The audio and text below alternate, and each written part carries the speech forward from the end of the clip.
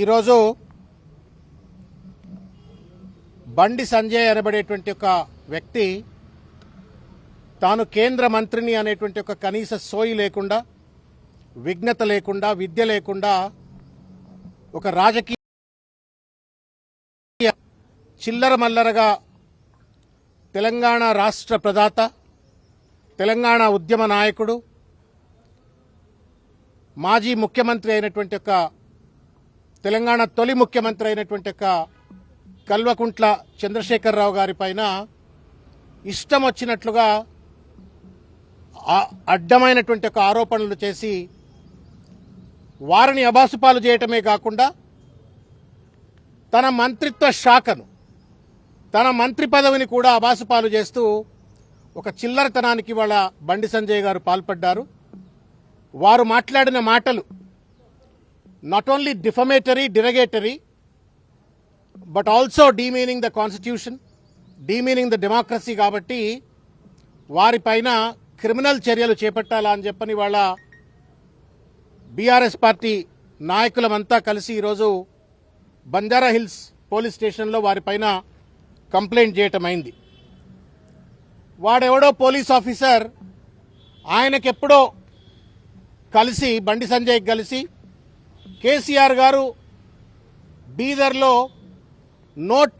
దొంగ నోట్ల ముద్రణ చేసేటువంటి ఒక ప్రింటింగ్ ప్రెస్ను బీదర్లో నడుపుతా ఉన్నారు.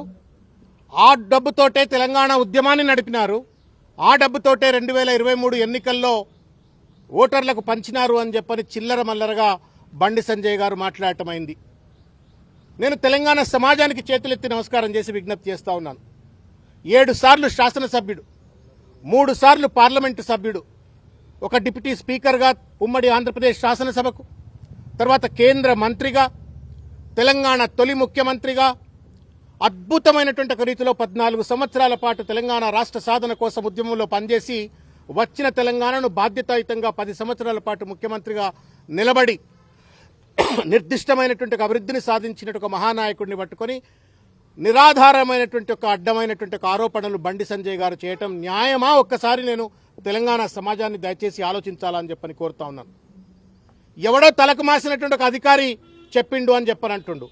బండి సంజయ్ నిజంగానే మొగోడైనట్టయితే, నిజంగానే కేంద్ర హోంమంత్రి అయినట్టయితే, నిజంగానే నైతికత ఉన్నట్టయితే, దమ్ము ధైర్యం ఉన్నట్టయితే ఆ అడ్డమైనట్టు అధికారి ఎవడు? వాని పేరు ఎందుకు చెప్పట్లేవు బయటికి?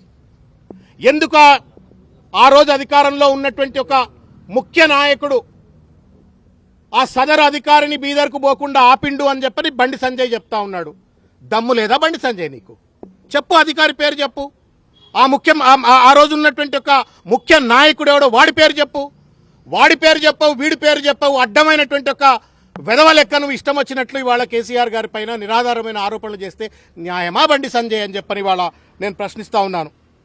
ఇవాళ దేశ అంతర్గత రక్షణకు బాధ్యుడైనటువంటి ఒక హోంశాఖకు మంత్రిగా ఉండి కుక్కతో ఒక గుండ్రాయి కట్టినా చక్కగా కాదన్నట్టుగా ఇవాళ బండి సంజయ్ గారు వ్యవహరిస్తూ ఉన్నారు. ఎలుకతోలు ఎంత ఉతికినా నలుపు నలుపే గాని తెలుపు కాదు అన్నట్టుగా ఇవాళ బండి సంజయ్ గారు వ్యవహరిస్తూ ఉన్నారు. అల్జిమర్ వ్యాధి ఉందేమో బండి సంజయ్కి, అర్థం కావట్లేదు. కరీంనగర్ కార్పొరేటర్ కాదు అయ్యా నువ్వు, కరీంనగర్ గల్లీ లీడరు కాదయా నువ్వు. ఢిల్లీలో పార్లమెంటు సభ్యుడివి, ఢిల్లీలో కేంద్ర మంత్రివి. కరీంనగర్ కార్పొరేటర్ కాదు బండి సంజయ్, నువ్వు కరీంనగర్ ఎంపీవి. ఈ సోయి మరిచి ఇవాళ ఇష్టం వచ్చినట్టు మాట్లాడుతూ ఉండు. నేను ఇంత పరుషంగా మాట్లాడను, కానీ మాట్లాడవలసిన అవసరం ఏర్పడతా ఉంది. ఎందుకంటే ఉన్నతమైనటువంటి ఒక పదవుల్లో ఉన్న వాళ్ళు ఆరోపణలు చేసినప్పుడు ఆ ఆరోపణలు సహేతుకంగా రుజువు చేయవలసిన ఒక బాధ్యత వాళ్ళపైన ఉంటుంది. వెనకటికి ఒక ఎర్రోరికి మల్లెపూ ఇస్తే ఎక్కడో పెట్టుకొని వాసన చూసినట్టుగా ఇవాళ అంత పెద్ద కేంద్ర మంత్రి పదవిని నరేంద్ర మోడీ కట్టబెట్టి, భారతీయ జనతా పార్టీ కట్టబెడితే ఆ పదవిలో కూర్చొని వాడెవడో అడ్డమైనోడు ఏదో చెప్తే ఇంకెవడో అడ్డమైనోడు ఇంకేమో చెప్పిండు అని చెప్పని అడ్డమైన భాషలో అడ్డదిడ్డంగా బండి సంజయ్ మాట్లాడుతూ ఉంటే నవ్వాలనా, ఏడవాలనా, సిగ్గుపడాలనా అర్థం కావట్లా. Bandi Sanjay is not an individual. Bandi Sanjay Bharatiya Janata party నాయకుడే కాదు, బండి సంజయ్ నా భారత ప్రభుత్వానికి కేంద్ర మంత్రి కూడా. ఒక మంత్రి హోదాలో ఉండి తెలంగాణ తొలి ముఖ్యమంత్రి, ఇవాళ శాసనసభ్యుడు, leader of the opposition, Telangana జాతిపిత కేసీఆర్ పైన ఇష్టం వచ్చినట్టు ఆరోపణలు చేస్తూ ఉంటే సిగ్గు శరం లేదా బండి సంజయ్ నీకు? అసలు నువ్వు లా చదువుకున్నావా? లా చదువుకోపోయి అసలు నీకు చదవచ్చా చెప్పు నాకు. నీకు చదువు రాదని అనిపిస్తా ఉంది.